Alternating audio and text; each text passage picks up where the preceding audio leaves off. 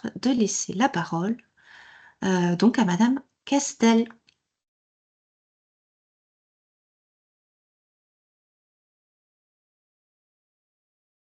Alors madame Castel, il faut juste allumer votre micro parce que du coup, je les ai tous coupés. Voilà, ça y est. Merci. Bien, bah, écoutez, bonjour à toutes et bonjour à tous. Très heureuse de vous retrouver en cette fin de semaine, en ce début de rentrée. Il n'y a pas que la rentrée scolaire, il y a toutes les rentrées.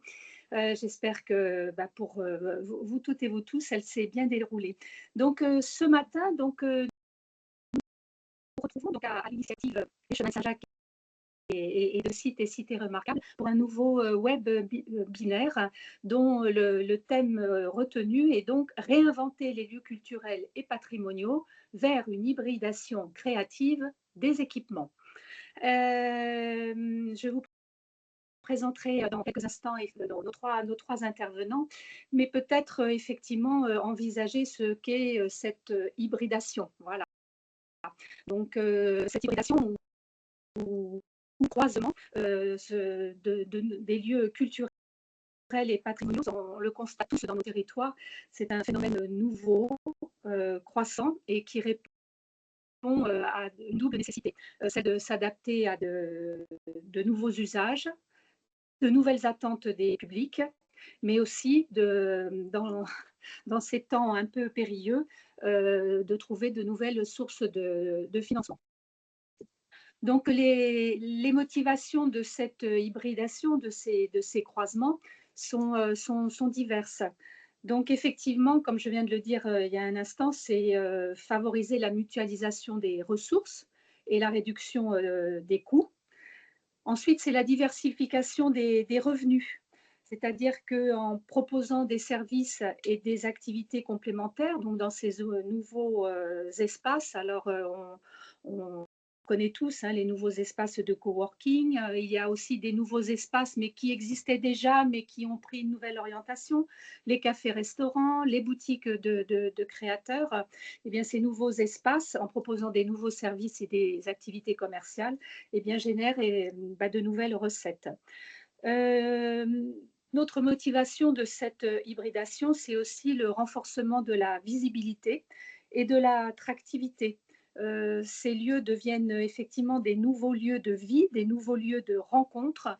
Donc, de ce fait, ils accueillent de nouveaux publics. Donc, ça favorise effectivement une nouvelle attractivité et une nouvelle visibilité. C'est-à-dire qu'il y a peut-être moins cette perception d'être un entre-soi. On le constate tous, de nouveaux publics très, très variés. Ensuite, ça permet effectivement de développer des approches bien évidemment plus transversales. C'est inhérent au terme même de l'hybridation, puisque c'est un croisement.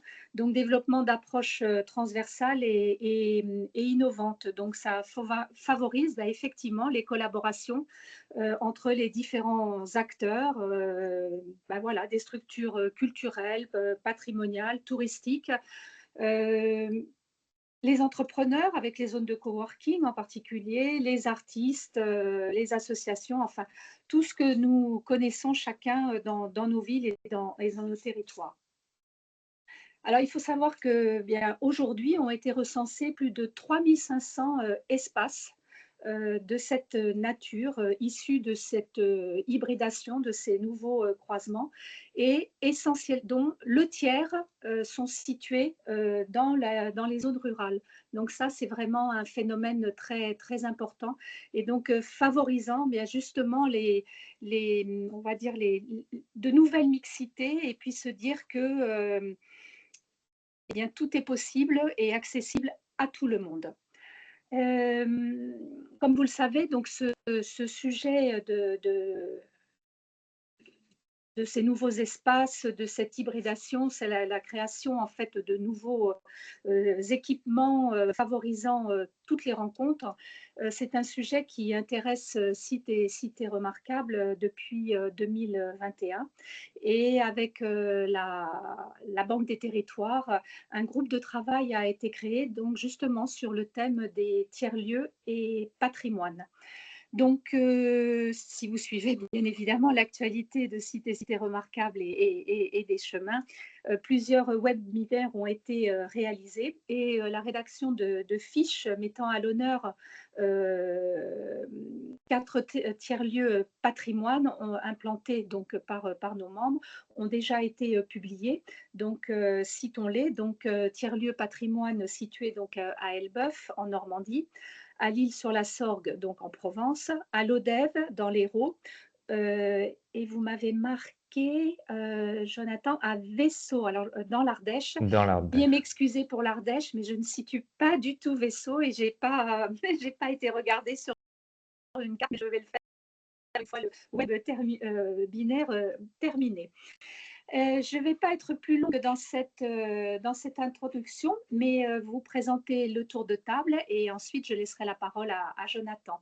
Donc, pour envisager eh bien, ces nouveaux équipements, ces nouvelles formes de croisement, d'hybridation, donc vont nous rejoindre donc Madame Laure Courget, conservatrice en chef du patrimoine et directrice du patrimoine de la ville de Cahors, qui va nous parler d'un SIAP éphémère à Cahors. Ensuite, Monsieur Alexandre Mazin, donc, qui est adjoint au maire de Saint-Léonard de Noblat, donc délégué à la culture, au numérique et aux actions extérieures. Nous nous sommes déjà rencontrés par visio interposé pour justement évoquer tout ce que vous avez mis en place et donc en particulier le fameux site de l'escalier. Ensuite, pour conclure ce web binaire, donc Monsieur Vincent Courtilla, donc, qui est directeur du pays Loire-Val d'Aubois, nous parlera donc du SIAP de la Tuilerie et il nous expliquera comment il a développé cette mixité fonctionnelle. Voilà, chers amis, eh bien, écoutez, je vais laisser la parole maintenant à Jonathan et à Laure, ou alors et à Jonathan. Voilà, je vous remercie. Mais honneur à Cité remarquable en France. Je leur laisse bien évidemment la parole et un grand merci à vous pour cette introduction. Merci, merci Laure. Alors justement, je ne sais pas si Laure Courget est enfin, si elle est arrivée, elle ne devrait pas retarder. Voilà, Pas encore, elle a quelques petits soucis d'ordinateur, mais je sais qu'elle cherche une solution. Donc elle ne saurait tarder. d'accord. Je voulais juste peut-être, je ne sais pas si Florence Sirot, la directrice de Cité, est disponible pour dire quelques mots. Oui, je profite voilà, du retard de Laure et enfin, de ses problématiques techniques plutôt pour vous saluer tous et vous remercier de vous être inscrits à ce webinaire et puis plus particulièrement les intervenants voilà, pour leur témoignage. Effectivement, on a vraiment à cœur au sein du réseau de faire ce partage d'expérience, donc c'en est une bonne illustration. Et je laisse Jonathan aller plutôt sur le terrain technique des questions liées voilà, au sujet qui vous intéresse aujourd'hui. Et bonne séance à tous. Merci beaucoup. L'objectif effectivement du webinaire qu'on a préparé avec Laure et son équipe de l'agence, c'était vraiment de voir comment les lieux culturels et patrimoniaux et au-delà pouvaient diversifier leur activité. C'est vrai qu'on a abordé ces sujets en introduction avec Sophie Castel, mais on voit que les lieux culturels, patrimoniaux se prêtent particulièrement bien à cette hybridation. Et il y a depuis de très nombreuses années, bien avant qu'on parle de tiers-lieux, il y avait déjà ces expérimentations qui étaient en cours, hein.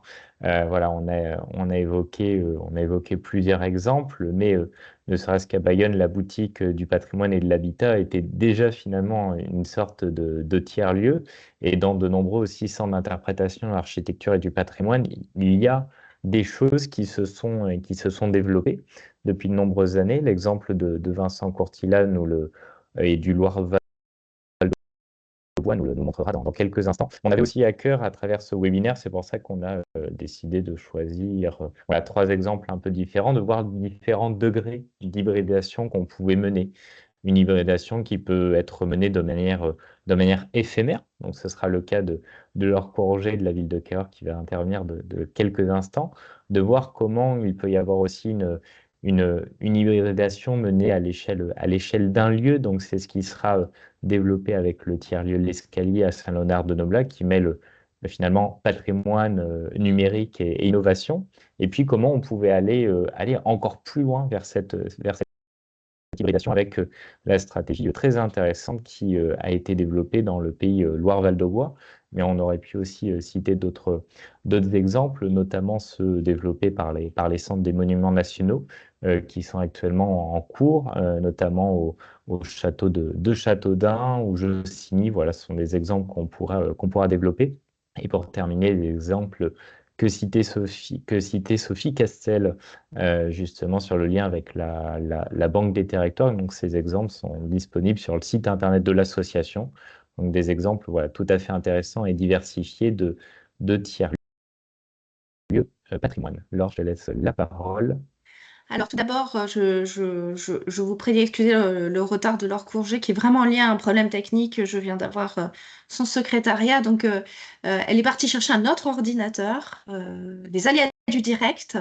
Donc j'aurais envie de proposer peut-être de proposer peut-être à Monsieur Mazin si il se sent prêt de démarrer avec cet exemple vraiment intéressant et voilà, et qui se trouve sur les chemins et qui va nous mettre dans la perspective de ces sujets d'hybridation. Je n'ai rien à ajouter. L'introduction est extrêmement complexe. C'est un sujet que, contrairement à Cité à l'agence, nous commençons seulement à explorer. Donc, je pense que nous allons apprendre autant que vous ce matin des exemples qui seront présentés. Voilà. Et du coup, si ça te convient, Jonathan, je propose de laisser la parole à Monsieur Mazin. Bien sûr, bien sûr. Voilà, alors hop, je vérifie que... Non, c'est toujours pas là. Alors, je vais me permettre de partager donc la présentation hop, de Monsieur Mazin et de la partager avec vous. Voilà, donc Monsieur Mazin, n'hésitez pas à démarrer. Hop, je vais la partager tout de suite. Très bien, donc bonjour à tous et à toutes. Donc, je suis Alexandre Mazin, comme Sophie Castel l'a rappelé, je suis adjoint au maire, chargé de la culture, du numérique et des actions extérieures pour la commune de Saint-Léonard-de-Noblat. Je ne vois pas encore si voilà, c'est en train de partager. Donc, juste pour, comme on est très nombreux et de partout en France, pour remettre un peu, resituer Saint-Léonard. On est presque au milieu, à mi-chemin entre Paris et Toulouse et à mi-chemin entre Bordeaux et Lyon, à 20 km à l'est de Limoges. Et on est la 11e ville de notre département en termes de population, mais la 4e ville en termes d'équipement et de services. On a un peu moins de 5000 habitants et on est la ville la plus importante d'une communauté de communes qui fait 12 communes et qui compte 12 500 habitants. On peut passer à la diapo suivante. Et donc, le tiers-lieu, l'escalier qui nous intéresse aujourd'hui, il est situé sur une place qui est classée monument historique, au pied de notre collégiale, qui est le seul monument remarquable sur les chemins de Compostelle pour l'ex-région Limousin. Et il est au cœur de notre site patrimonial remarquable, ancien même secteur sauvegardé. Donc c'est un lieu qui a été mis en place dans une ancienne banque, avant c'était la Caisse d'épargne, et qui a une architecture vraiment remarquable, qui valorise bien le côté patrimonial du lieu. Le projet a été lancé par un propriétaire privé qui est originaire de notre communauté de communes et qui a fait une très belle carrière professionnelle et arrivé à la retraite, il avait envie de redonner un peu de ce qu'il avait réussi à gagner pendant sa vie pour en faire profiter tout le monde et redonner un peu une dynamique, participer à une dynamique de notre territoire. Donc, il est propriétaire des lieux et les lieux sont gérés au format associatif. Il y a 280 adhérents et 60 bénévoles actifs.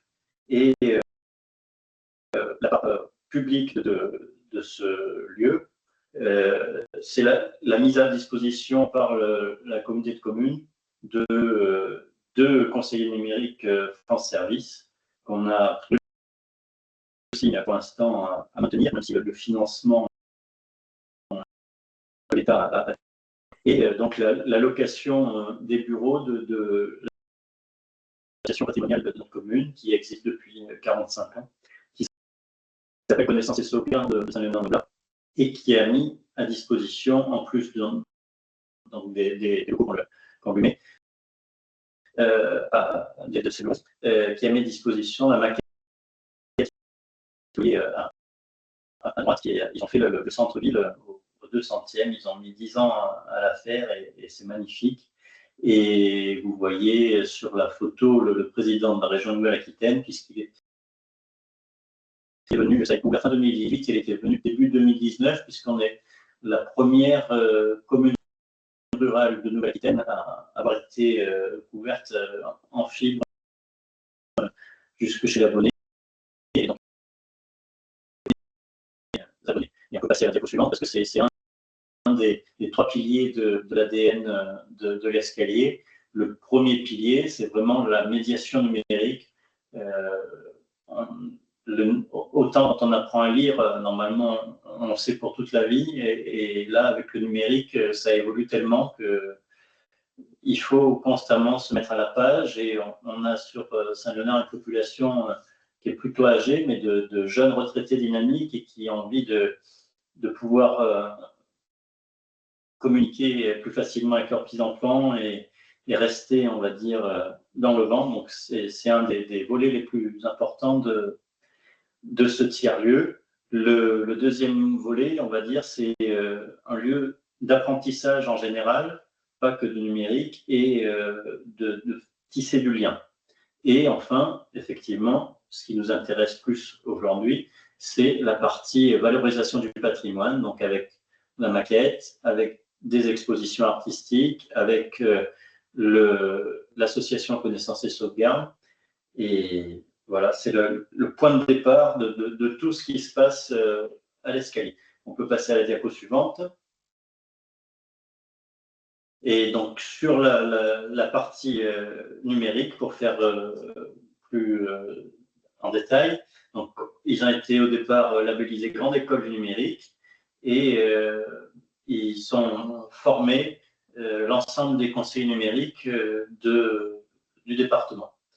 Et donc, le fait qu'on mette à disposition les conseillers numériques à l'escalier, parce qu'on a une maison France Service ailleurs sur la commune, mais qu'on les mette à la disposition de l'escalier, ça permet de bien identifier le lieu comme lieu de médiation numérique, et c'est beaucoup plus facile aussi.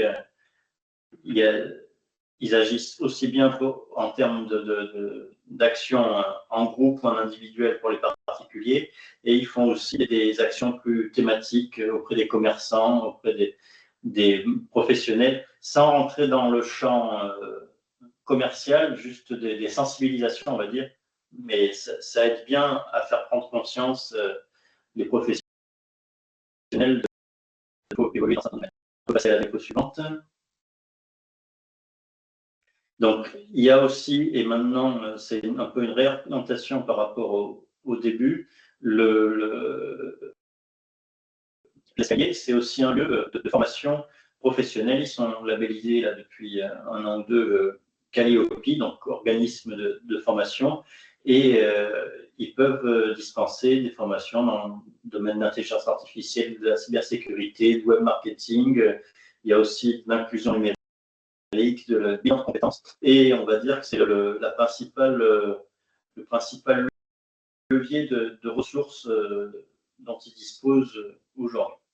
On peut passer à la diapo suivante.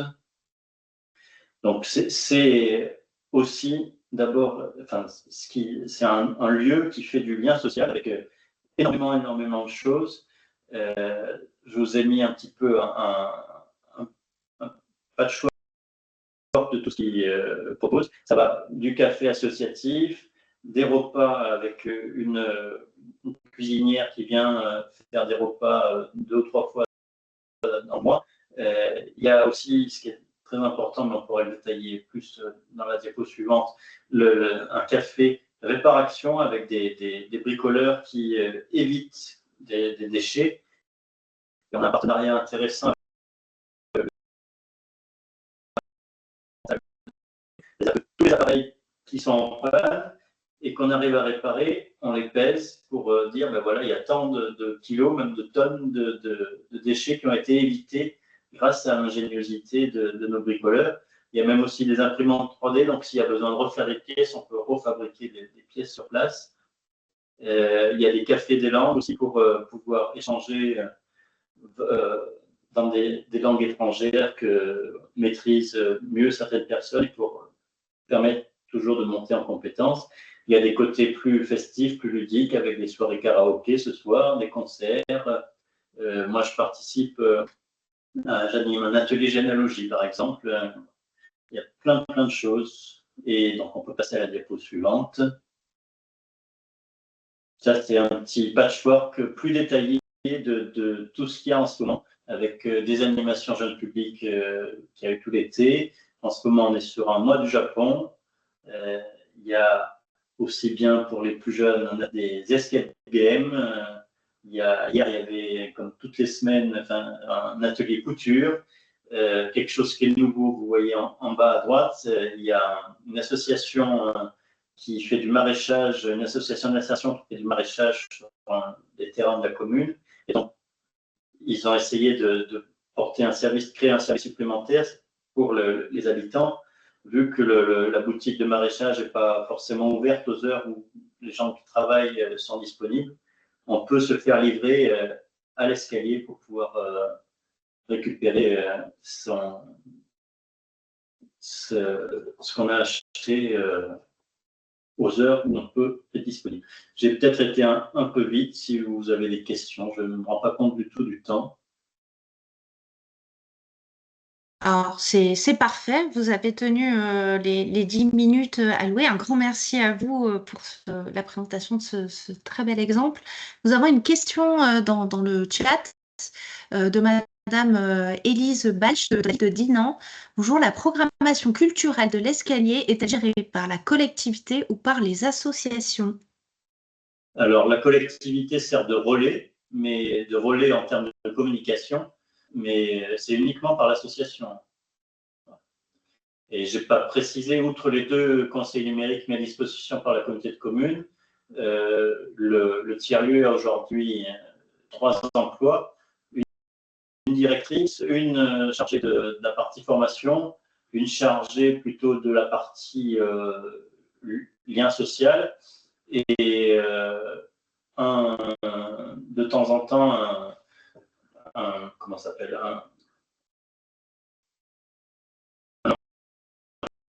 le terme, qui vient aussi de donner un coup de main pour la partie lien social.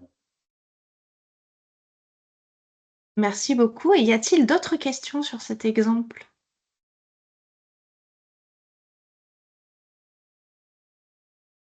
C'est que c'était extrêmement.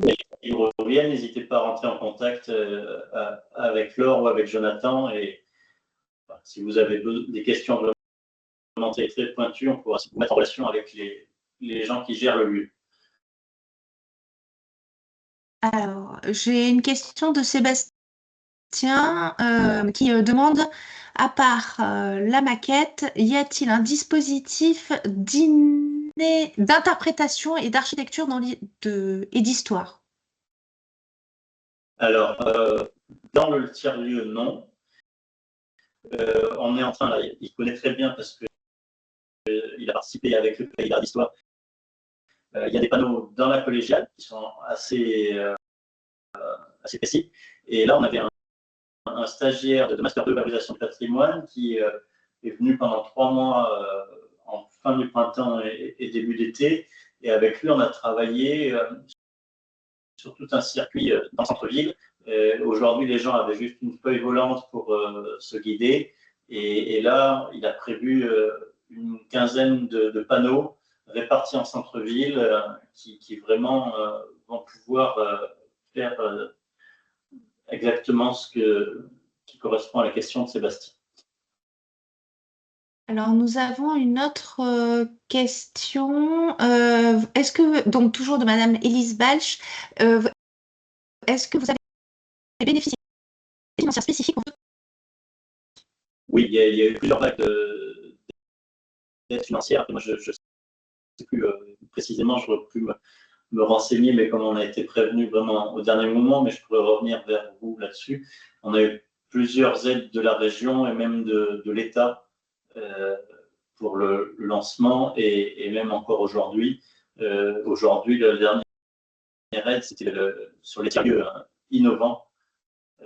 Oui, je pourrais, si elle veut vraiment des questions, des réponses détaillées, je vous invite à laisser les coordonnées et on fera des réponses détaillées là-dessus. N'hésitez pas donc du coup à nous envoyer vos coordonnées, nous vous mettre en relation. Autre question donc de Madame Elia Jiménez, donc de la communauté de communes Pays d'Orthe et d'Arigan dans les Landes. Les activités proposées ont-elles été déterminées à la suite d'une étude économique et sociale du territoire? Alors je vais répondre oui et non. Pour le nouveau pilier qui fonctionne bien et qui permet de l'argent, la partie formation professionnelle, ça oui, c'est une étude qui a démontré qu'il y avait un intérêt et qu'il y avait un manque sur le secteur. Et après, on va dire pour toute la partie lien social, c'est un peu sur le principe de l'auberge espagnole, c'est en fonction des compétences de chacun et des envies des adhérents que des ateliers ont émergé. L'atelier réparation qui est formidable, c'est uniquement des bricoleurs qui spontanément disent ah ben nous on pourrait faire ça. Le Café des Langues, c'est quelqu'un qui maîtrise bien l'anglais, quelqu'un qui maîtrise bien l'espagnol, qui dit moi je veux bien partager ça. Moi je fais pareil avec la présidence de connaissances et sauvegarde sur la partie généalogie. Et voilà. Chacun amène, c'est vraiment l'auberge espagnole un peu sur la partie lien social. Alors, il y a une synergie entre Tiale et microphonie. On aimerait bien. On avait candidaté pour être microfolie. Et pour l'instant, c'est un peu ajourné parce qu'on avait proposé une microfolie éclatée, on va dire, avec une partie à la bibliothèque, une partie au cinéma.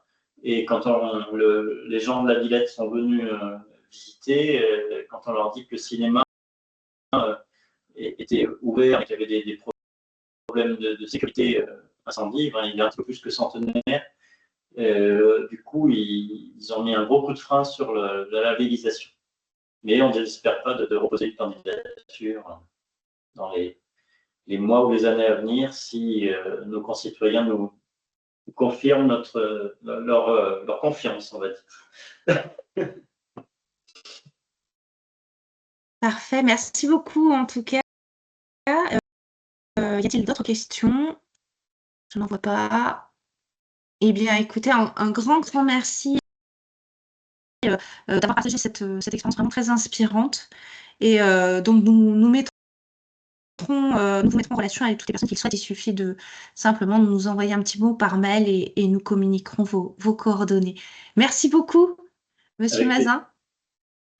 Et donc, Laure Courget a pu nous rejoindre. Un grand merci à Laure. Laure,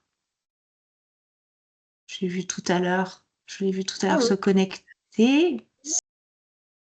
Oui, bonjour. Bonjour à tous. Désolée mais voilà, c'est l'informatique, c'est toujours pareil. Énorme problème de connexion. Mais là, tout va bien. Merci beaucoup. Et bien, du coup, nous avons un peu inversé le programme, Laure. Et pas de souci. Ça arrive, je pense c'est arrivé à tout le monde autour de l'écran, je pense, au moins une fois. Et dans ce cas-là, si ça te convient, Jonathan, on peut donner la parole à Laure. Tout à fait, bien sûr, oui. Alors, Laure, du coup, je vais me permettre de partager votre présentation. Hop. Voilà. Ça y est. le temps que ça arrive. Hop. Voilà, partage. C'est parfait. Hop.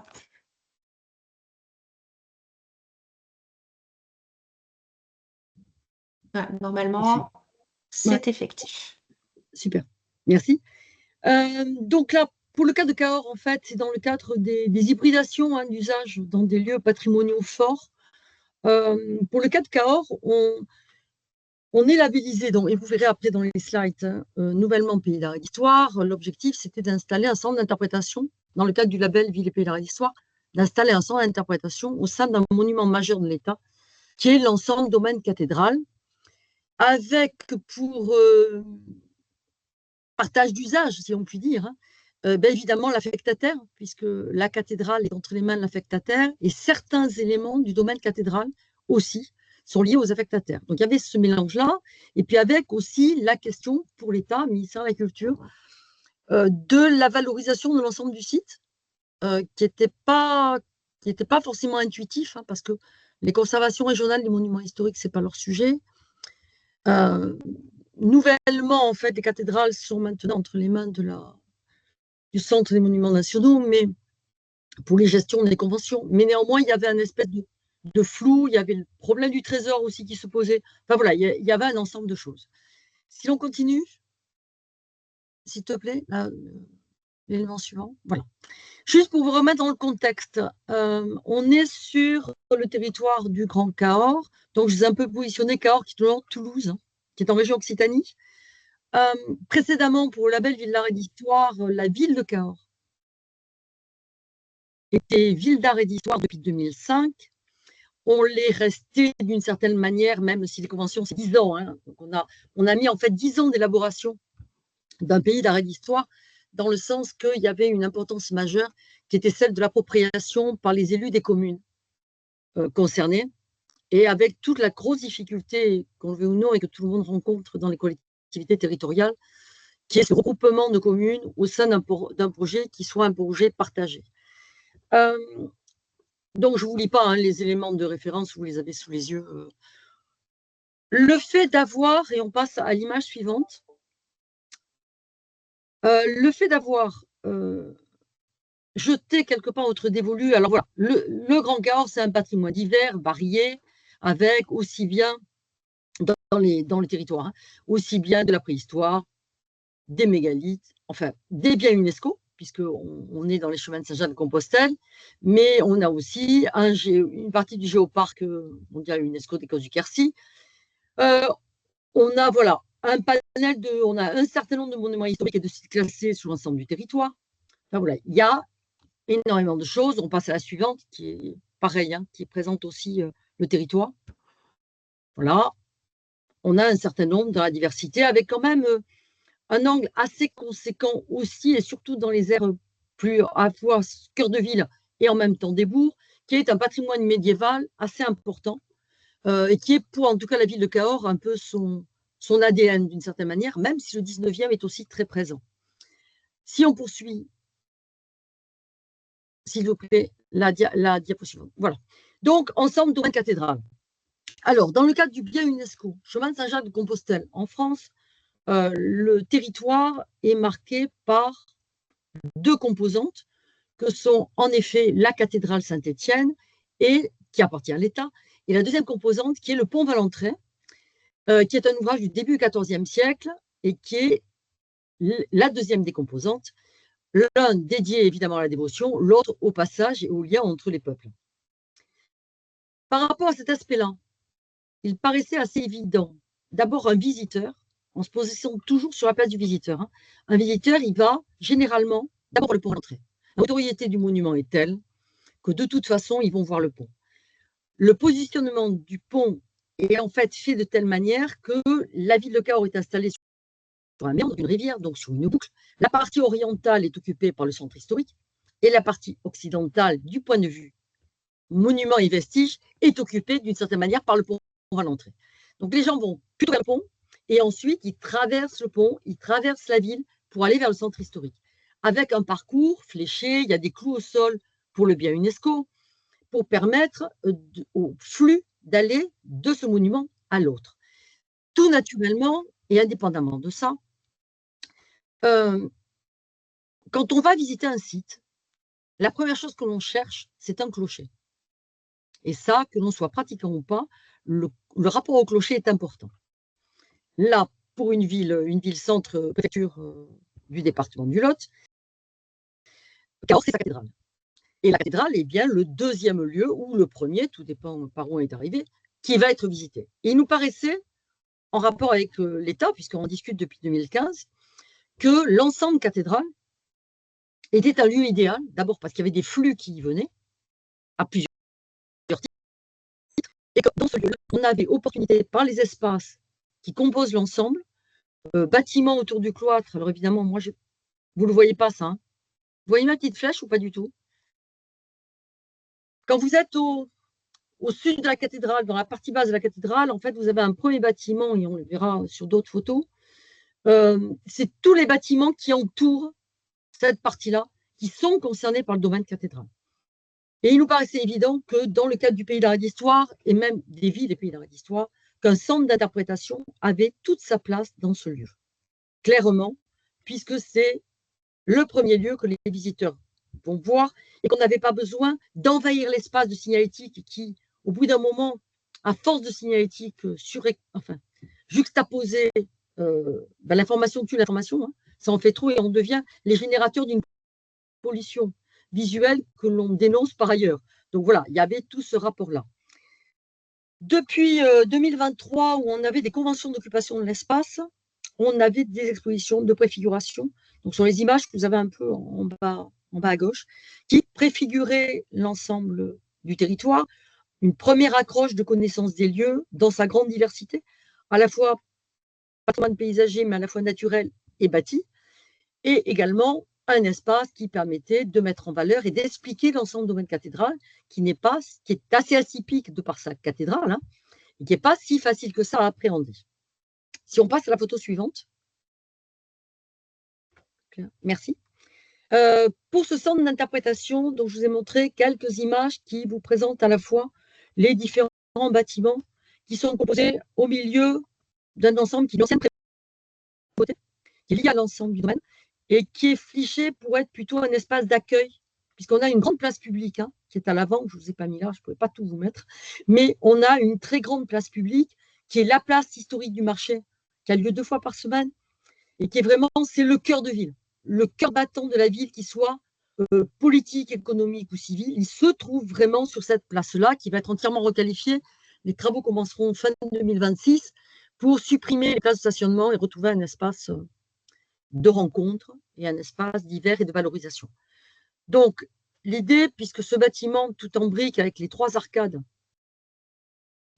va être destiné à une entrée dans l'espace du domaine cathédral, une entrée laïque, hein, qui permettra d'avoir plusieurs usages, à la fois un accueil dans le cadre du label Pays d'Arrêt d'Histoire, mais également, et c'était une ambition qu'on avait évoquée avec Philippe Mercier à plusieurs reprises et qu'on a réévoquée avec l'agence, hein, de façon plus précise, c'était d'avoir, alors là je vous l'ai mis en maison de pèlerin, mais ce n'est pas tout à fait la terminologie que vous pouvez utiliser sur vos territoires, mais qui était l'esprit, c'était de se dire qu'on pouvait trouver un espace où les pèlerins pouvaient avoir un certain nombre d'informations patrimoniales sur ce lieu qui était peut-être voilà, un complément nécessaire, et puis avec les publications, les ouvrages, puisque quand ils arrivent sur un site comme Cahors, mais comme ça arrive sur d'autres territoires, hein, bien évidemment, ils viennent souvent passer 2 nuits.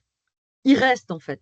Donc, pour qu'ils puissent rester et avoir des outils supplémentaires ou complémentaires que tous les sites que l'on a en connexion avec nos smartphones ne donnent pas, il fallait pouvoir être en complément d'une offre particulière.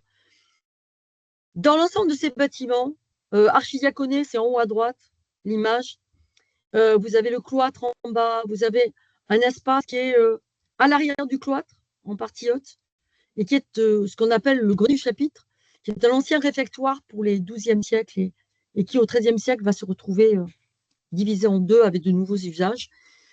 L'objectif, c'est de pouvoir développer, vous avez le plan en bas à gauche, apporter à la fois cette réponse sur ces sites hybrides, à la fois d'être en lien avec l'usage de l'affectataire de la paroisse sur les différents éléments de la vie quotidienne d'une paroisse, hein, entre tout ce qui peut être toutes les commémorations, c'est Pâques, il y a différentes dates marquantes pendant l'année, qu'on puisse cohabiter et apporter aussi du liant et de l'information oui, qui puisse permettre à tout un chacun, puisque les religions sont de moins en moins pratiquées, en tout cas pour les religions catholiques, de pouvoir avoir aussi des clés de lecture pour un public qui puisse venir, qui soit à la fois de proximité ou à la fois éloigné, hein, de passage ou qui viennent en villégiature. Dans ce lieu également est abritée une société des études du Lot, puisqu'on est plusieurs usagers en définitive sur ces lieux. C'est une société savante qui a été fondée dans le dernier tiers du XIXe siècle et qui a un énorme fonds documentaire et pour lequel on apporterait une aide complémentaire puisque c'est tenu bien évidemment par des bénévoles. Ils n'ouvrent qu'une fois par semaine à leurs adhérents. Et là, l'idée, c'est en mutualisant un centre de documentation, de pouvoir un accès beaucoup plus quotidien et beaucoup plus fluide pour les gens qui sont intéressés par le gros centre de documentation qu'ils détiennent et qu'on mutualiserait avec celui que l'on a constitué. On avait évidemment sur ce lieu-là l'ambition de trouver, alors ça correspond aux attentes du label, hein, Ville et Pays d'Art et d'Histoire, mais de trouver des espaces, puisque là, on va pouvoir s'étaler sur 2000 m². C'est de pouvoir trouver des espaces qui soient attribués à différentes strates d'âge d'enfants, temps scolaire ou hors temps scolaire, que l'on parte de l'école primaire et même des CP, hein, préparatoire, école primaire, et qu'on aille à la fois avec un autre espace pour les collégiens et un espace pour les lycéens et les post-bac. Pour se dire, on a 3 propos, 3 usages, la possibilité aussi de développer tout un pan art contemporain, déclinaison art contemporain, aussi bien en continuant les différentes relations et collaborations que l'on a eues en tant que ville d'art et d'histoire, et puis en tant que politique patrimoniale menée sur la ville, hein, depuis de longues années, depuis plus de 25 ans, c'était de travailler avec les écoles d'architecture et avec les écoles d'architecture spécialisées, qui est la formation post-diplôme, qui est l'école de Chaillot à Paris, de permettre d'ouvrir les publics et de mieux comprendre comment se construit, se développe une ville sur elle-même, comment les usages changent, peuvent changer, et comment on s'intègre dans des bâtiments qui n'avaient pas initialement ces usages-là, vers d'autres pratiques, d'autres usages, et une appropriation par une population, par des citoyens, de ces espaces et sur lesquels on puisse avoir des lieux d'échange sur les projets à venir, sur les protégés potentiels, la façon dont ils vivent les évolutions des espaces partagés. On est, pour la ville de Cahors, sur un site patrimonial remarquable, ancien secteur sauvegardé, sur lequel chaque bâtiment est soumis à autorisation de travaux, et surtout travaux intérieurs. Donc, ça veut dire qu'il faut absolument que les propriétaires, alors même si on y travaille depuis plus de 20 ans, mais néanmoins, s'approprient ces démarches-là, ces protections-là, cette nécessité de connaissance pour enrichir nos quotidiens. Parce que c'est aussi ça, hein, la connaissance, ça permet aussi d'enrichir le quotidien de tout un chacun, et toute génération confondue, et toute période de la vie confondue. Voilà, côté apprentissage, mais aussi appropriation, et que tout un chacun devienne, même si c'est très cliché d'une certaine manière, mais c'est aussi très réel, que chacun s'approprie son territoire et devienne acteur de son territoire et ambassadeur. Et cette pratique que l'on a sur la ville, on le duplique évidemment sur les communes du Grand Cahors, et avec cette chance, alors pour l'instant c'est un peu compliqué, mais néanmoins, cette chance de pouvoir occuper un espace de l'État, apporter un service à l'État en valorisant le lieu lui-même, qui est un lieu magique, hein, avec une possibilité de pouvoir découvrir des parties du trésor en fonction de cheminement dans l'espace que vous avez dans des usages en jaune et en bleu sur le plan, et qui permettent comme ça de pouvoir éclairer, de ne pas juxtaposer les choses, mais au contraire que des objets viennent éclairer des périodes historiques. Vous voyez, par exemple, on a l'exemple du XVIIe siècle, hein, on sort du médiéval, mais le XVIIe siècle où on a à nouveau, avec la contre-réforme, une reprise en main des campagnes, et avec une production très très importante d'éléments mobiliers, entre les retables, des croix, des cristons-croix, des chairs après chairs, enfin, voilà. Mais comment expliquer, comment tout ça s'articule dans une période historique forte, et comment ça se justifie, ça se comprend, plutôt que d'aller regarder, de rentrer dans une église, de voir un retable, de trouver que c'est beau ou pas, et puis d'en ressortir, et de ne pas avoir compris comment tout ça arrivait. Voilà. En fait, l'enjeu de ce lieu, et que normalement, les services de l'État en compétence par rapport à ce site ont bien compris et intégré, c'était tous ces enjeux-là d'hybridation des usages et d'apport d'une collectivité, puisque c'est un équipement dont les contenus sont portés par la collectivité. Alors maintenant, Grand Cahors, puisque le service du patrimoine de la ville de Cahors est mutualisé avec le territoire Grand Cahors. Comment on duplique les expériences et comment on peut s'approprier en fait ces éléments-là. Il y a d'autres photos, peut-être, trucs derrière. Non, non.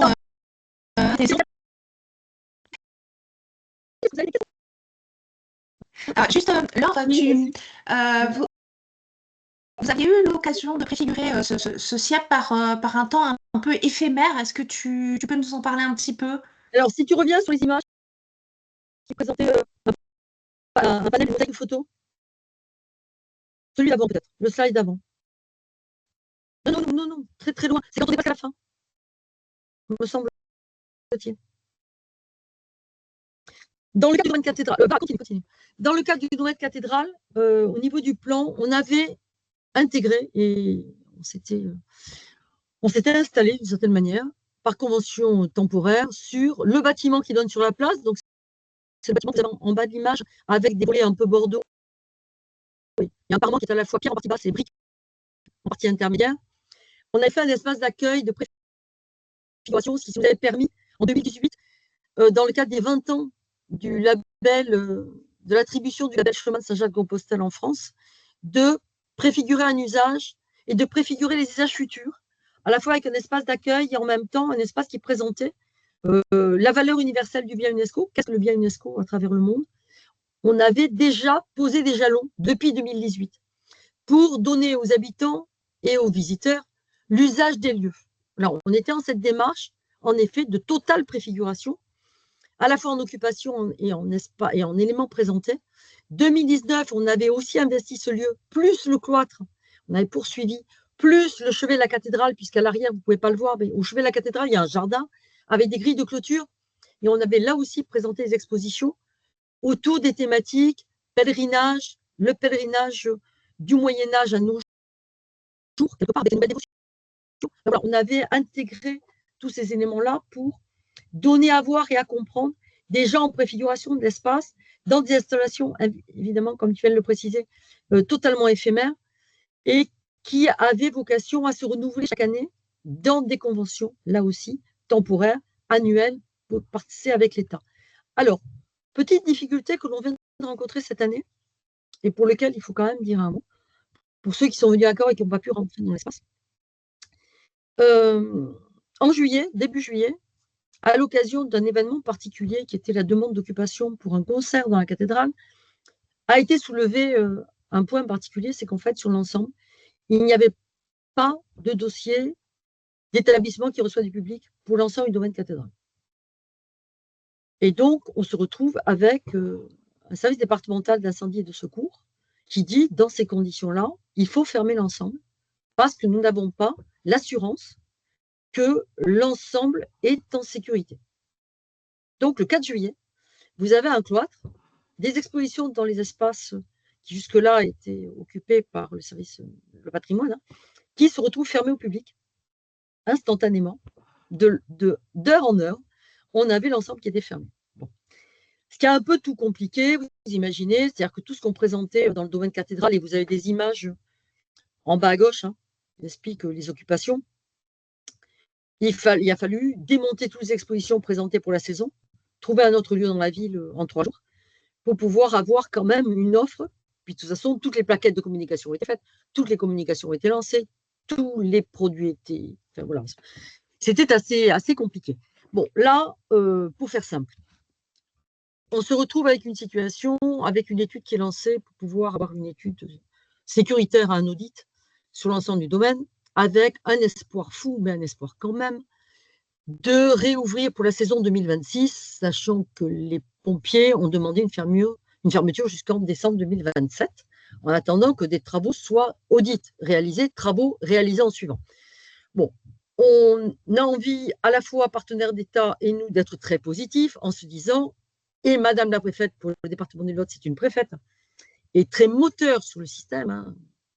Elle est vraiment très attentive et très active aux côtés du maire de Cahors, qui est à la fois président aussi de l'office de tourisme intercommunautaire.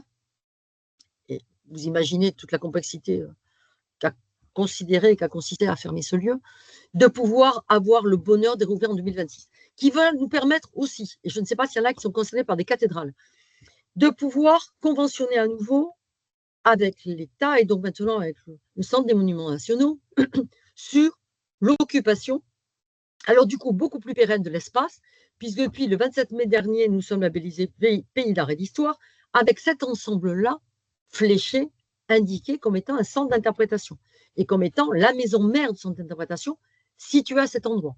Donc voilà, on a cette petite complexité-là, inattendue évidemment, puisqu'en effet, on était en occupation éphémère depuis 3 ans, et même un peu plus d'ailleurs, 5 ans, puisqu'on avait ponctuellement réalisé des opérations 2018, 20 ans de l'UNESCO, 2019, les 900 ans de la cathédrale, et ensuite on avait enchaîné par la suite.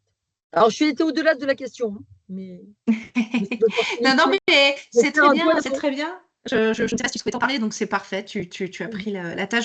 C'est intéressant aussi hein, d'avoir la vision des difficultés aussi hein, liées à la particularité des lieux historiques lorsque voilà, ils ont des usages d'accueil du public et l'ensemble des normes et réglementations qu'il faut respecter, même si on est dans un monument historique.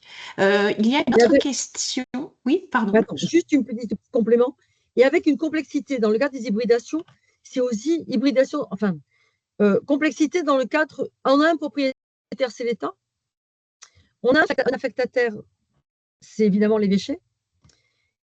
On a un usager, c'est le grand, alors c'était la ville, mais c'est le Grand Cahors, à travers un centre d'interprétation. C'est une association de sociétés savantes pour un usage particulier sur un petit bout de l'ensemble. C'est aussi ça, les complexités. Effectivement. Merci beaucoup pour cette précision. Alors, nous avons une question d'Élise Balch, de la ville de Dinan, qui demande qui se charge de l'ouverture-fermeture de l'espace, plus gestion boutique au regard de la multiplicité des zones. Donc, j'imagine qu'il faut le mettre au futur. Alors, on va le mettre au futur, bien évidemment, d'où le fait du principe d'avoir une entrée unique, indépendamment de l'entrée de la cathédrale, par la cathédrale pour la cathédrale. Mais c'est aussi avoir une entrée unique par la prévôté, donc le fameux bâtiment qui donne sur la place publique, qui donnera lui-même accès à l'ensemble du domaine et avec, en fait, pour le public, une seule entrée, une seule sortie. Parce qu'il y a un point que je n'ai pas expliqué, mais dans tous les espaces qui apparaissent vides, donc la cour du cloître, et puis à l'arrière du bâtiment, sur son flanc est, puisqu'on est orienté nord-sud, donc sur le flanc est, on a à nouveau un jardin qui donne sur le bâtiment de l'archidiaconé et du Grenier-Chapitre, où il y a un jardin. Puisque sur Cahors, on a une série qu'on avait créée, des jardins secrets, qui sont dans tous les interstices non aménagés ou qui avaient d'autres usages. Par exemple, l'archidiaconé, c'était un parking, pour retrouver des jardins. Donc, l'idée, c'est que les gens rentrent par une porte. La porte d'entrée, c'est la prévôté, sur la place, et ils ressortent par là. Pour éviter, en effet, de perdre des publics et de pouvoir permettre, la boutique devant être installée, évidemment, avec l'accueil, au rez-de-chaussée du bâtiment qui donne sur la place, de pouvoir, de toute façon, avoir le même public au retour. Est-ce que j'ai répondu? Alors, je vais laisser Madame Balch répondre. Est-ce que ça vous convient comme élément de réponse? Voilà, et si, en attendant, s'il y a d'autres questions, n'hésitez pas. Et donc, c'est géré par la collectivité. Ok, voilà, c'était ma question. C'était par rapport justement au personnel qui sera chargé effectivement de l'accueil boutique. Effectivement, si c'était des membres de votre équipe ou justement vous aviez des délégations par rapport à la multiplicité des espaces. Donc, ce sera bien les membres de l'équipe, oui. Vu qu'on n'aura qu'un seul accès, entrée et sortie, et la société savante étant un autre rapport, puisque c'est une adhésion, c'est pas payant, le problème ne sera pas tout à fait le même.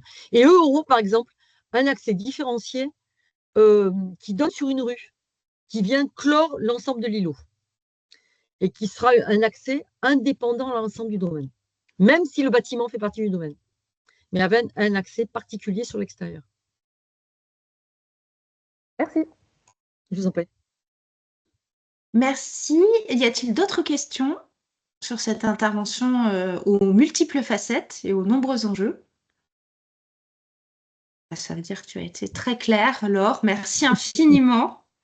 En tout cas, si vous avez envie d'approfondir ou des questions supplémentaires à poser, même chose que pour l'intervenant précédent, nous ferons la mise en relation bien volontiers. Donc, n'hésitez pas à nous envoyer un petit message et nous partagerons les coordonnées. Et je vais passer la parole à Jonathan pour introduire l'intervenant suivant. Tout à fait. L'intervenant suivant est donc le dernier intervenant. Je crois que je l'ai vu à l'écran. Vincent Courtilla, donc, qui est directeur du PI, du PETR Loire-Val-de-Bois. Est-ce que vous êtes présent? Je l'avais vu, il me semble, à l'écran. Vous m'entendez, Oui, Jonathan? Et puis les très autres? bien. Parfait, merci. C'est bon, voilà. Bonjour.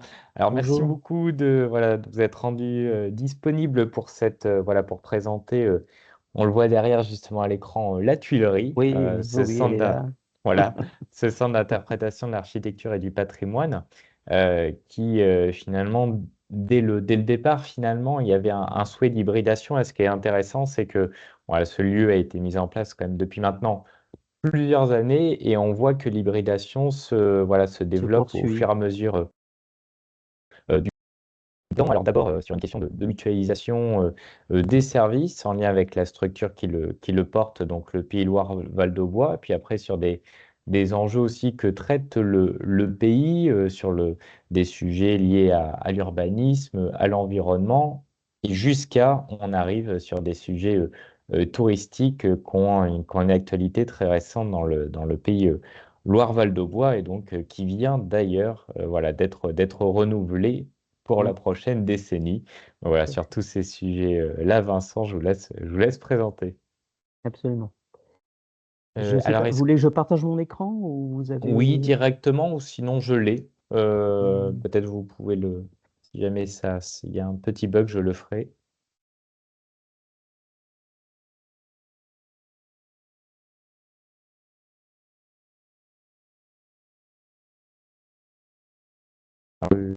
Ouais, je pense que ça y est. Sur mon bureau. Ouais. Arrêtez le partage.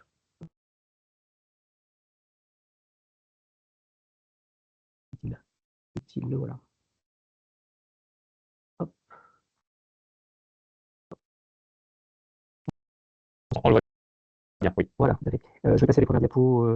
C'était juste pour l'intervention devrait normalement tenir 15 minutes. Il y a beaucoup de photos.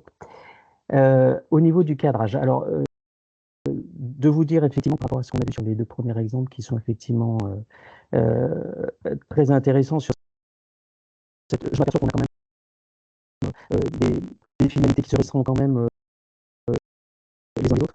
Nous par contre, ce qui peut être différenciant, c'est le thème patrimonial qui est celui de l'industrie, sur lequel on a travaillé depuis la fin des années 90. Alors le Pays Loire-Val-de-Bois est une structure syndicale qui n'est pas un pôle d'équilibre territorial et rural, c'est une structure qui date des dinosaures, on va dire. On est un syndicat mixte ouvert qui fédère, et ça c'est plus intéressant, le tissu des collectivités du bloc local. Donc les communes, les communautés de communes, et nous avons également le département du Cher qui est un membre historique de notre syndicat. Alors on travaille depuis maintenant industriel, sachant que le territoire, qui est une petite vallée industrielle qui longe le fleuve Loire, de l'industrie nationale en milieu rural. Alors on est, je dirais, effectivement,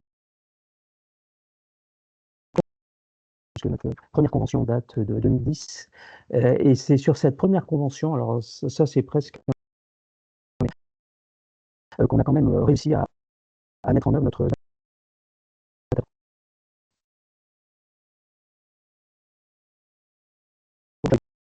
C'est un territoire qui est dans 20 000 habitants. On est dans la partie est du département, donc on est un confin de département. On est aussi un confin de région Centre-Val de Loire. siège à Orléans, c'est à peu près 2 heures de route, c'est loin. Voilà, cette problématique-là de territoire un petit peu périphérique des régions administratives, et en sachant qu'historiquement, nous sommes à la fois berrichons, mais aussi concernés par la province de Bourbonnais. Vous voyez, notre situation, c'est un petit peu au sud-est de la région centre, avec une proximité immédiate de la région Bourgogne-Franche-Comté avec la ville de Nevers, et puis un peu plus loin de nous, la ville de Moulins, et on passe déjà dans une nouvelle région recomposée qui s'appelle Rhône-Alpes-Auvergne. Alors, on est un territoire carrefour, bien évidemment par rapport aux voies de communication d'aujourd'hui, mais également par rapport à des voies de communication un peu plus anciennes. Alors, j'évoquerai effectivement les chemins Saint-Jacques, les chemins pédestres, avec 2 voies qui viennent de Vézelay, centaines de kilomètres d'itinéraire, passe à la Guerche ou à Sancoin également. Et on a aussi, depuis maintenant plus d'une dizaine d'années, un développement vélo. Donc, on a un spot vélo intéressant avec le kilomètre zéro de la Loire à vélo. On a également le kilomètre zéro de l'Allier à vélo, donc de la Via Allier. On est concerné également par le Saint-Jacques de Compostelle à vélo. Et puis, dans un futur assez proche, par la véloroute Cœur de France à vélo. Vous m'entendez? C'est bon? J'entends des...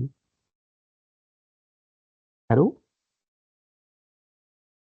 Oui, c'est parfait, on vous entend très bien. D'accord, excusez-moi, j'ai des retours. Alors, l'équipement lui-même, voilà ce dont on dispose depuis 2017, donc un centre, on va dire, flambant neuf, un accueil, une boutique, une exposition temporaire, une exposition permanente qui a été aménagée dans l'ancien four de la Tuilerie, une bibliothèque, une salle d'atelier, une salle de conférence, une aire de stationnement. On a On est sur un bâtiment donc, qui a été fondé donc, au milieu du 19e siècle. On est sur une emprise au sol d'à peu près un demi-hectare et nous avons l'avantage donc d'être, c'est notre établissement public qui est propriétaire de cet ensemble, de cette unité, qui se situe peu ou prou dans le très proche environnement du bourg de la Guerche. Alors ça, c'est le bâtiment aujourd'hui. Ça a été investissement. Ça peut pas être beaucoup, mais pour un bâtiment de 2000 mètres carrés,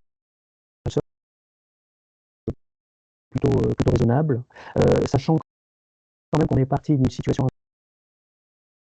peu désastreuse. Un siècle resté à peu près une quarantaine d'années en déshérence, à l'abandon, avec des fréquentations un petit peu spontanées, des jeunes qui avaient un petit peu adopté le lieu. Voilà, il nous a fallu à peu près 1 an de travaux pour relever ce site, on va dire, de la ruine, le transfigurer un petit peu pour l'ensemble du quartier, qui était un petit peu un quartier avec ce site-là au milieu qui souffrait de la présence un petit peu de cette ruine. Et voilà, donc on a fait, je dirais, des travaux à la hauteur vis-à-vis des dysfonctionnements, des désordres importants qu'on trouvait sur l'ensemble du site, à la fois en intérieur et également sur l'enveloppe bâtimentaire. Alors, parce que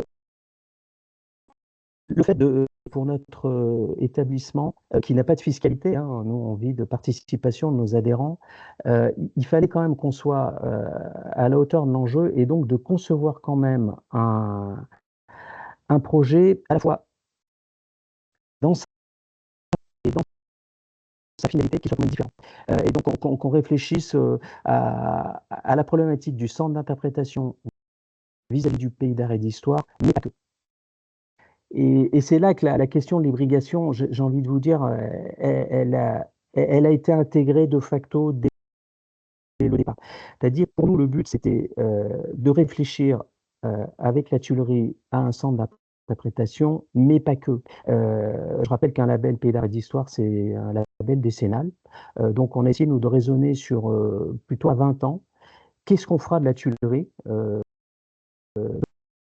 si on se défait du label ou si on ne peut pas continuer à le conserver. Donc il y avait cette idée sur la durée d'amortissement et dans une très prospective, inventive, je l'espère, de réfléchir à ce que deviendra le bâtiment une fois qu'il aura été amorti.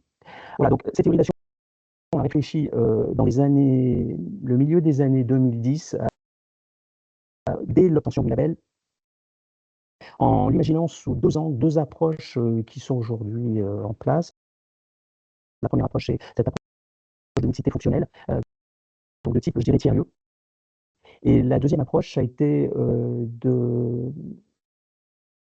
je dirais, adapter le bâtiment dans ses composantes et dans son mode de fonctionnement également, avec l'idée des transferts de compétences que nous allions au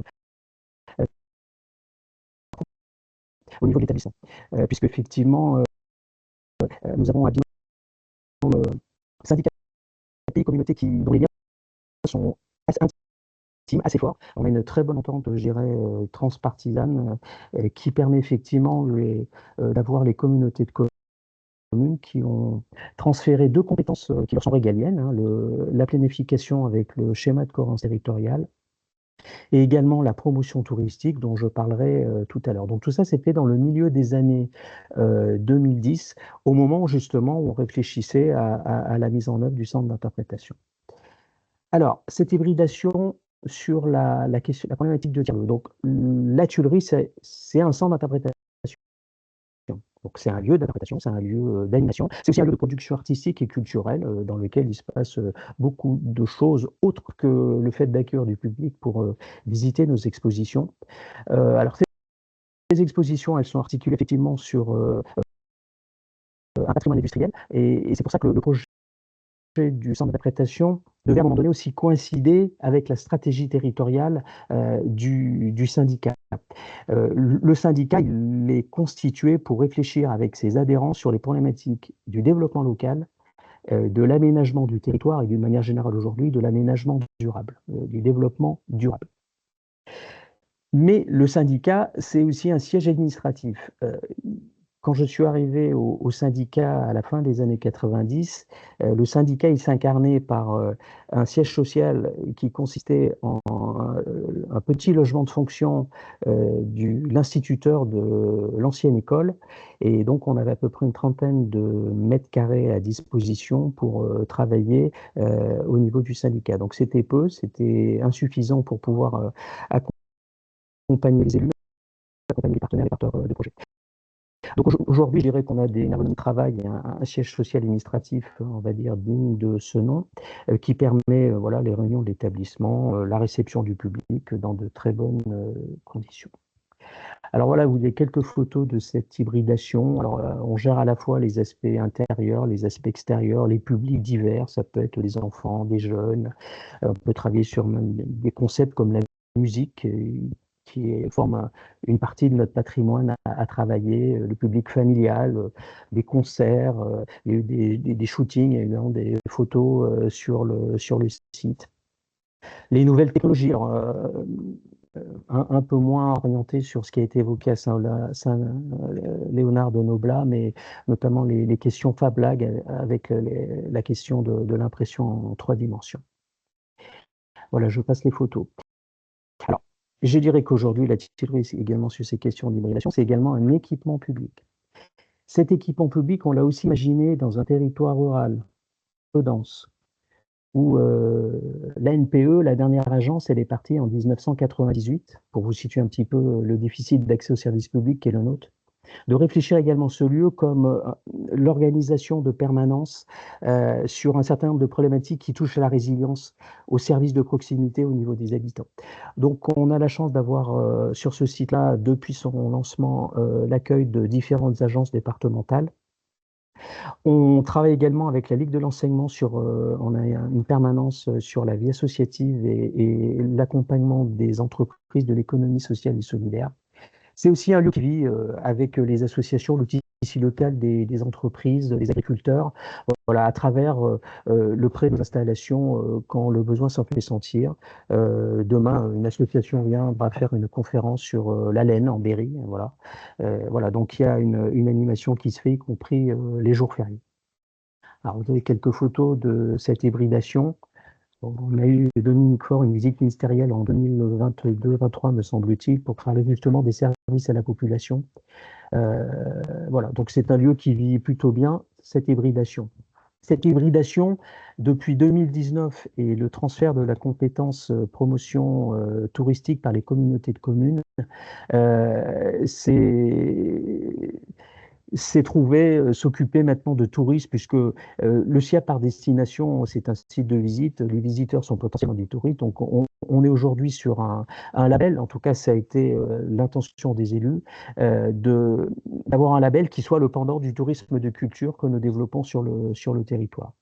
Et donc, le souhait, pour avoir une intégration, quelque chose de cohérent, c'est qu'on ait un label Pays d'Art et d'Histoire qui soit calqué sur le projet de destination touristique du Pays d'Art et d'Histoire. Alors, cette destination, c'est Loire-en-Berry, c'est pas la destination du Pays d'Art et d'Histoire, du Pays Loire-et-Bois. Donc, voilà, on a choisi une autre accroche, une autre identité visuelle également pour communiquer sur le projet de destination. Avec, pour nous, l'intérêt d'accueillir en un même lieu les visiteurs, itinérants compris, dans un lieu patrimonial et également mis en tourisme. C'est à la fois un lieu d'information touristique, mais c'est également un site de visite avec la problématique des services que je vais développer par exemple. Alors, sur les questions de notre hybridation au niveau du tourisme, on a effectivement un accueil, une gestion de la billetterie du SIAP qui a été entièrement aujourd'hui confiée, déléguée à l'Office de tourisme. Et je dirais c'est tant mieux parce que ça permet de recentrer le chef de projet Pays d'Art et d'Histoire sur ses missions. Voilà. On a également un site, et ça c'est un développement, alors, il y a déjà quelques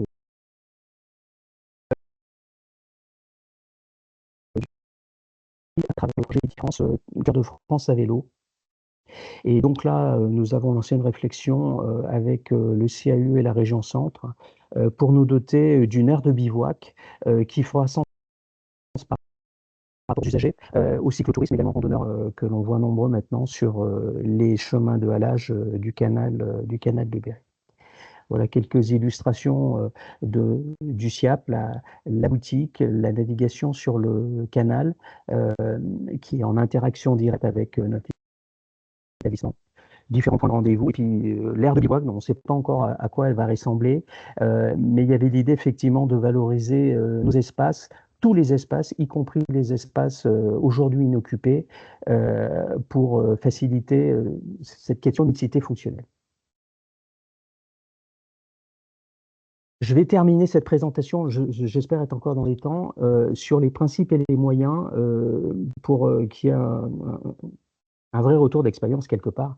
Alors, on a eu des principes directeurs qui étaient assez saillants. Le projet du centre d'interprétation, c'était bien de l'ancrer dans l'histoire locale. Pas faire un projet hors sol, mais un projet qui correspond à la stratégie désirée, voulue par les élus. Un projet qui participe aussi à la visibilité, alors à la fois du bâtiment, mais également d'une manière générale à l'attractivité du territoire. Et donc, très tôt, compte tenu de ce positionnement, il y avait l'idée de construire un équipement polyvalent. C'est-à-dire que de l'étudier au-delà de sa seule fonction initiale, qui est l'interprétation du patrimoine, et donc du coup d'avoir un bâtiment qui soit conçu avec une certaine modularité, de manière également cette modularité ne devait pas compromettre l'évolution future de ce site-là. Alors on a moins de contraintes effectivement que peut avoir la ville dans ce développement-là. Après, les concepts, bon, on travaille depuis longtemps parce qu'on est tout petit sur comment faire des échelles, c'est-à-dire pouvoir faire plus, mais avec des moyens constants, voire des moyens qui sont en tout cas pas très importants. Avoir une logique comptable, une maîtrise des coûts qui est effectivement pour nous très importante, mais qu'on retrouvera au moment de la mise au point du projet dans les logiques de cristallisation, de double pot au niveau du bâtiment, c'est-à-dire avoir des aménagements contenus, organisés, parce qu'on ne pouvait pas tout faire pour des questions de financement. Voilà. Et puis travailler sur le partenariat, parce que ce projet-là, on l'a piloté effectivement au niveau du pays, mais il ne s'est pas fait tout seul.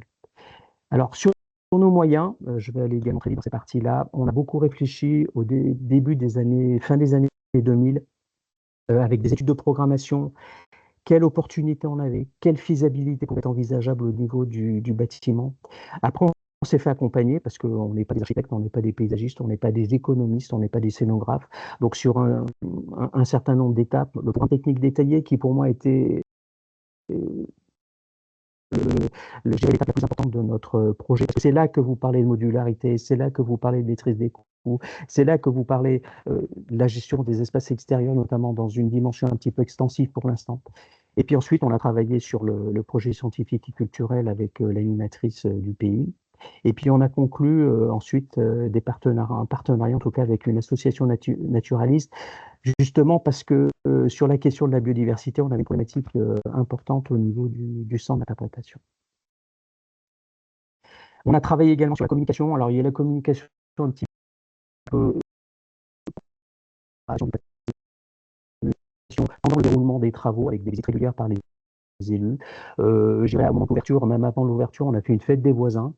Et puis, il y a la communication qu'on fait de manière plus régulière, alors à travers, je dirais, des points presse, les relais qu'on a avec la presse locale, à travers également la propre politique éditoriale du syndicat pour dire tout ce qui s'y passe, tout ce qu'on y fait, et également tout ce qu'on aura l'occasion d'y faire.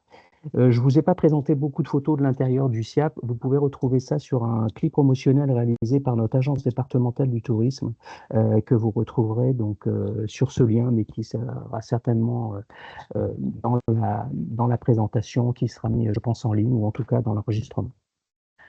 Voilà.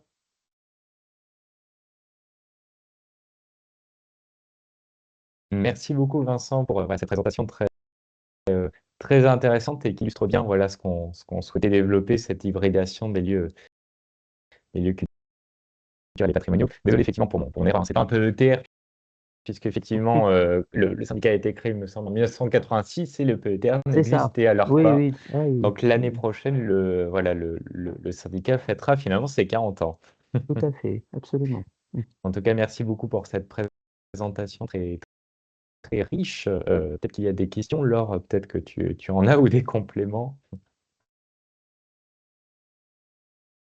Alors, je dirais qu'il y en a déjà.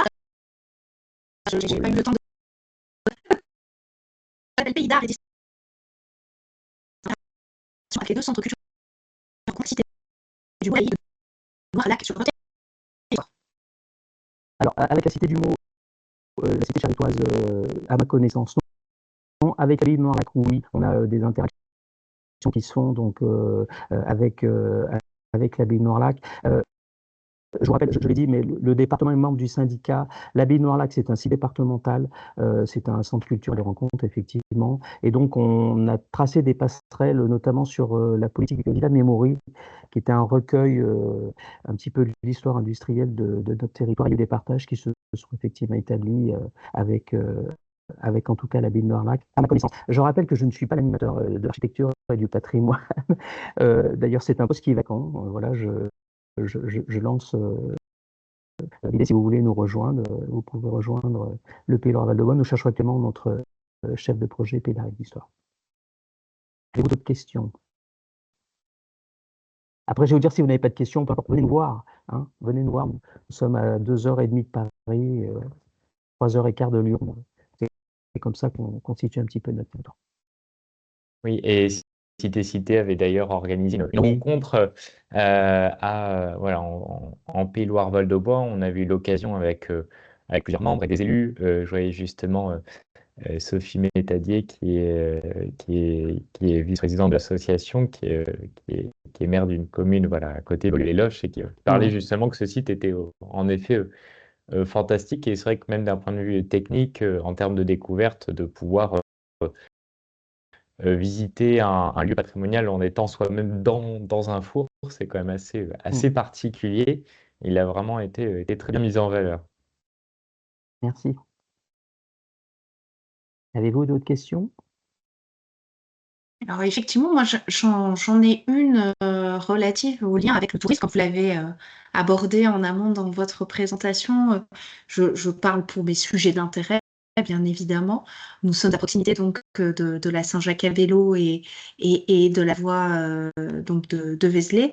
Petite question, justement, dans les développements du site, il peut y avoir également une partie accueil Alors voilà, relative à ces deux itinéraires.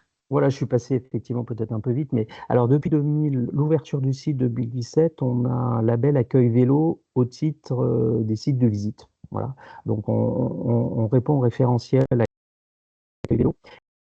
Mais effectivement, quand on a fait un petit peu le constat de l'offre en termes d'aires de bivouac, on a très peu d'offres aujourd'hui sur notre territoire. Le berrichon est pas dans l'anticipation. Moi, je ne suis pas berrichon, donc j'en parle assez librement. On est plus dans le fait d'attendre pour voir. Donc là, nous, c'est un petit peu le contraire. C'est-à-dire que quand la véloroute qu'on nous annonce avec une mise en service en 2027, le but, c'est qu'effectivement, nous, on soit dans les starting blocks pour qu'il y ait une offre de service. Il y a très peu de camping dans cette partie-là de l'itinéraire dans le département. Donc, effectivement, dans l'envie d'anticiper. Alors, on ne va pas faire un camping parce que voilà, c'est pas notre rôle non plus. On essaye d'avoir une compétence tourisme assez contenue sur les aspects promotionnels. On est prêt à aller dans cette logique service et ce sera tout. Donc, on parle plutôt d'une aire de bivouac d'une dizaine de places, mais qui fera certainement sens par rapport à l'étape que la plupart des cyclos auront certainement géré dans les jambes, on va dire entre la Charité et Sancoins. Voilà, on se positionne à peu près dans une position médiane. Voilà, donc ça c'est anticipé. On va travailler avec le CAUE sur la manière d'organiser l'accueil, travailler avec également la région Centre sur le cahier des charges de ce projet-là. Et c'est valorisé aussi pour nous, c'est ce que je disais, une partie du site qu'on a volontairement laissée libre. Elle fait l'objet d'un entretien extensif, mais on n'a pas, je dirais, on n'a pas opéré des développements à venir. Et donc, c'est sur ces parties délaissées qu'on imagine effectivement de proposer cette offre de service aux itinérants. Merci beaucoup. Je vois qu'il y a une main levée. Madame Etadier. Oui, bonjour Vincent, bonjour tout le monde. Alors moi j'ai eu la chance, alors non seulement de visiter le site, mais je suis passée cet été, je fais beaucoup de vélo et je suis passée à vélo pas très loin, voire même juste à côté. Je voulais juste une remarque, étant moi-même usagère des sites d'accueil des touristes en randonnée, c'est bien les sites de bivouac, mais l'idéal c'est quand même d'avoir des types cabanes ou pour accueillir les cyclistes. Voilà, donc je pense qu'il faut vraiment interroger les cyclistes avant de faire un aménagement parce que de toutes les manières, pour faire une aire de bivouac, il faut qu'il y ait des toilettes aux normes, etc. etc. Donc tant qu'à faire, autant y installer quelque chose en service à tous les touristes. Voilà, c'est tout. En tout cas, bravo pour ce projet parce que vraiment c'est exceptionnel. Hein. Je trouve ça vraiment super. Alors, je ne suis pas encore allé effectivement dans le détail ni même dans la consistance de notre projet, mais c'est vrai que l'hébergement dur, on aura les purs et durs sur cette voie-là, c'est clair. Mais on sait aussi qu'on aura des itinérants qui aimeront certainement effectivement des éléments de confort. On n'écarte pas, je dirais, l'hébergement dur. Alors après, le but aussi pour nous, c'est d'avoir, j'ai parlé beaucoup du financement tout à l'heure, c'est d'avoir effectivement un financement maîtrisé sur ce développement-là. Mais effectivement, je vous rejoins, le but, c'est pas qu'une chaume, et puis voilà, débrouillez-vous. Il y aura effectivement le minimum requis, mais je dirais que même ce projet-là, et c'est là que ça touche aussi, je ne vois pas comment ce projet ne pourrait pas toucher la médiation. Il faut qu'il participe du storytelling, que les gens, quand ils vont venir, on va les accueillir, mais il faut que les conditions on l'a prise à travers un label, elle est pour nous pas banale. C'est aussi le moyen, à travers cette activité touristique, de participer à la médiation, de raconter un petit bout d'histoire. Vous savez, on se souviendront. Est-ce qu'ils auront pu écrire quelque chose sur un mur? Est-ce qu'ils auront pu... Enfin, voilà, donc il faut qu'on aussi, dans ce projet d'activité touristique, on réfléchisse à d'autres aspects. Voilà. Merci beaucoup. Sur les 3 exemples que nous avons ce matin, qui étaient tous les 3 assez singuliers et très englobants sur les fonctions qui peuvent être adjointes à un lieu soit patrimonial, soit d'interprétation patrimoniale, je trouve intéressant qu'à chaque fois l'habitant et le service à l'habitant soient au cœur de la démarche, puisqu'effectivement, on a souvent tendance à considérer le patrimoine comme quelque chose de figé ou de simplement touristique. Et là, chaque dans vos projets, vous avez su aussi construire avec les communautés locales. Et je trouve que ça permet aussi de maintenir ce patrimoine vivant et pas seulement comme une vitrine touristique. Donc c'est un vrai élément d'attractivité de territoire, y compris pour séduire de nouvelles activités et pourquoi pas aussi voilà, un nouveau dynamisme économique autour de ça. Je ne sais pas, Jonathan, si tu veux ajouter un mot avant de se quitter. Non, pas forcément. Je pense que les interventions parlaient aussi d'elles-mêmes. Et je trouve que c'est bien d'avoir aussi, comme on avait dit en introduction et comme on a construit le webinaire de manière commune, c'était vraiment l'idée d'avoir plusieurs approches, plusieurs niveaux de développer, des approches éphémères comme des approches plus pérennes, à l'échelle d'un site à Saint-Léonard-de-Noblat, comme à l'échelle plus large finalement du territoire du Loire-Val-de-Bois. C'était bien l'idée. En tout cas, on est content d'avoir pu organiser ce webinaire, voilà, qui est une cinquantaine de participants. On en est très content, puis avec des interventions de qualité. Donc, merci beaucoup, donc, Monsieur Mazin qui a dû partir, Laure et Vincent, merci de vos interventions. Et je vous invite à ajouter un petit... Ah, pardon, Laure, oui, je ne voulais pas... veuillez m'excuser, j'ai juste... Ah non, c'est Sophie, pardon. Oui, ouais. L'introductrice de ce webinaire. Donc, patrimoine de Bayonne. Et donc, j'avais eu la lourde tâche, effectivement, de mettre en place un SIAP. Donc, merci beaucoup pour tous ces retours d'expérience. On le constate, ce sont des vœux pieux, mais il y a de temps en temps, effectivement, des cadres qui, naturellement, peuvent devenir, effectivement, des lieux d'hybridation. Alors, on est allé, et ce n'est pas péjoratif, d'un petit lieu d'hybridation avec le site de l'escalier, en passant par Cahors, alors avec toute la complexité des partenariats, on va dire au sens large public, et voilà, la multiplicité de ces acteurs complexifie ces projets d'hybridation. Et puis nous finissons par un lieu, à partir d'un patrimoine foncier.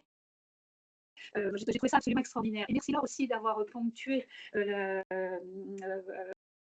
vos derniers propos sur l'importance effectivement de cette valorisation des patrimoines, quels qu'ils soient, et surtout de ne pas en faire des lieux figés, mais au contraire de les rendre vivants, de surtout ne pas les sanctuariser. Je pense que dans chacune de nos communes, de nos villes, de nos territoires, c'est ce que nous avons à cœur de faire.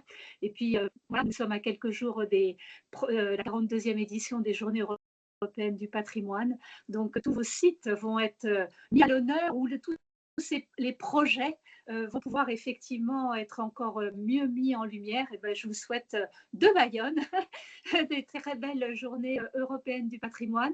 Et perso, ben, j'ai qu'une hâte de venir vous rencontrer. Alors vous êtes un peu à la croisée des chemins. Moi, je suis à une extrémité, mais bon, voilà.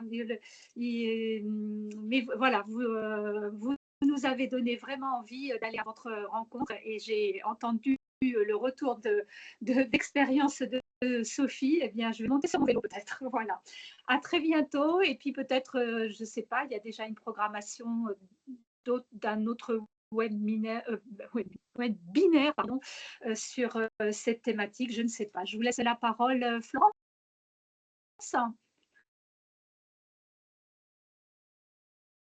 Oui, non, j'ai rien à rajouter, à part bien confirmer que effectivement le patrimoine vivant est un des points communs de l'ensemble de notre réseau. Donc voilà, à part remercier encore tout le monde, je pense qu'on communiquera effectivement sur la suite. Je ne crois pas que les thèmes soient encore arrêtés. Effectivement, il y a toute une série, mais on n'a pas encore défini tout à fait les thématiques à venir. Mais n'hésitez pas à proposer. Voilà. Nous sommes vraiment à votre écoute pour traiter les thèmes qui vous intéressent. Je sais que voilà, le site Sites Remarquables propose énormément de ressources sur son site et de formation. Donc, l'idée, c'est vraiment de répondre, en plus de ce qui est déjà proposé, au sujet qui vous intéresse. On a eu beaucoup de demandes sur l'hybridation, donc voilà qui est fait. Et donc, je dis, ce webinaire sera disponible donc, sur la chaîne YouTube de l'Agence française de Compostelle si vous souhaitez le revoir ou simplement le partager dans votre réseau. N'hésitez pas. Vous avez plein de ressources dans le chat, notamment une sur le bivouac que nous avons abordé en périphérie aujourd'hui. Bien sûr, sur le site de Cités Remarquables qui vient d'être partagé par Jonathan et d'autres, voilà, notamment sur les financements, un petit peu plus dans le chat. Voilà. Rien d'autre à ajouter si ce n'est dire merci à mon tour. Merci à vous. Merci et à Belle très journée à bientôt. tous. Merci. Belle journée. Merci, au revoir. Merci. Au revoir. Au revoir.